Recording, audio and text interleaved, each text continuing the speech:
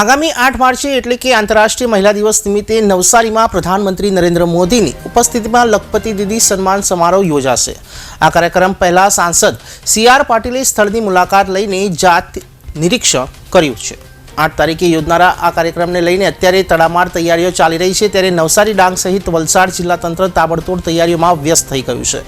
જલાલપોર તાલુકાના વાંસી ઓરસી ખાતે આયોજિત લખપતિ દીદી સન્માન સમારોહમાં અંદાજિત 1 લાખથી વધારે મહિલાઓ ભાગ લેશે। ત્યારે કાર્યક્રમ પૂર્વે મંત્રી સી.આર. પાટીલે લાભાર્થીઓની વિગત મેળવી હતી। તેમણે કેચ ધ રેન અભિયાન અંતર્ગત જળ સંચયની થીમ આધારિત એક સ્ટોલ રાખવા સહિત જરૂરી માર્ગદર્શન આપ્યું હતું। તો સમગ્ર વ્યવસ્થા અને તૈયારીઓ જોઈ સી.આર. પાટીલે તંત્રની કામગીરીને પણ વખાણ કર્યા હતા। આગામી 8 તારીખે આપણા દેશના લાડીલા પ્રધાનમંત્રી શ્રી આદરણીય નરેન્દ્રભાઈ મોદી સાહેબ નવસારી જિલ્લામાં વાસી બોરસી ખાતે આવી રહ્યા છે। મને લાગે ત્યાં સુધી ગુજરાતમાં પ્રથમવાર લખપતિ દીદીઓનો આ કાર્યક્રમ થવાનો છે।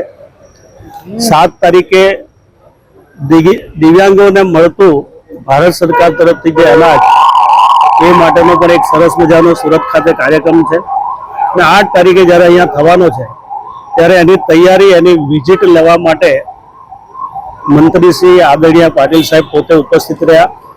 પદાધિકારીઓ, અધિકારીઓ સાથે પણ ચર્ચા વિચારણા થઈ, માર્ગદર્શન પણ મળ્યું અને 1 લાખથી પણ વધારે લખપતિ દીદીઓ ઉપસ્થિત રહેવાની છે। એ કાર્યક્રમ ખૂબ સારી રીતે એક સગવડતા સાથે સફળ થાય એ માટેનો અનેક પ્રકારની ચર્ચાઓ થઈ છે અને વિશ્વાસ સાથે કહીએ છીએ કે આ કાર્યક્રમ ખૂબ સારો સફળ થશે।